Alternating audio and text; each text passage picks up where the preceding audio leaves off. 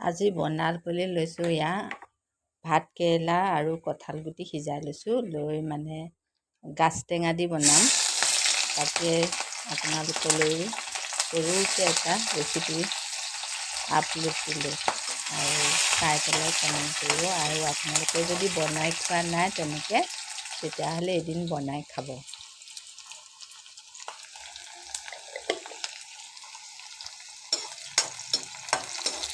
তেলতে কেইটামান পাঁচফোৰণ আৰু জলকীয়া আৰু পিঁয়াজ দিছোঁ।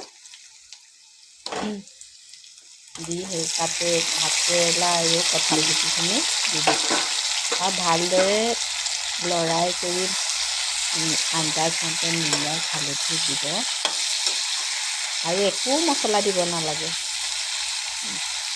গোটেইখিনি লৰাই লৈ তাৰপিছতে কঁঠাল গুটিখিনি হেতা দি ভাঙি দিব আৰু ভাতকেৰেলাখিনিও অলপ ভাঙি দিব।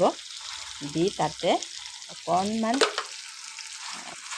গাজ টেঙা দি দিব। মোৰ আগৰ পুৰণা যোৱা বছৰে বনোৱা আছিলে, এইবছৰ মই বনোৱাই নাই এতিয়ালৈকে। তাৰে অকণমান আছিল, তাকে দি বনালোঁ। এয়া মোৰ কঁঠাল গুটি আৰু ভাত কেৰেলা আৰু গাজ টেঙা দিয়া ৰেচিপি হৈ গ'ল। আপোনালোকে খাবলৈ নেপাহৰিব।